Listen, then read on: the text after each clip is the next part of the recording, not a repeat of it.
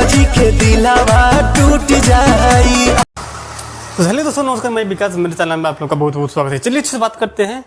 राजा जी के दिलावा वर्सेस हो गया झगड़ा। गाने को जो है 48 घंटा हो चुके हैं। 48 घंटा में जो कितना रिकॉर्ड तो रहा है, दोनों के बारे में डिटेल बात करेंगे, आपको वीडियो में बता रहना। सबसे पहले बात कर लेते हैं राजा जी का दिलावा। वो गाने को जो है 52 लाख व्यू अब तक मिल चुका है। 2 लाख प्लस जो है उसका जो है अब तक लाइक मिला है। 52 लाख जो है प्लस जो है अब तक व्यू मिला है। पर जो गाना जो है ट्रेंडिंग में नहीं है अभी, वहाँ पर एक कमी है। बात कर लेते खेसारी भैया गाने का हो गया झगड़ा। 36 लाख व्यू के साथ जो है 4 नंबर पर ट्रेंड कर रहा है अभी म्यूजिक सेक्शन में। आखिर कारण क्या है?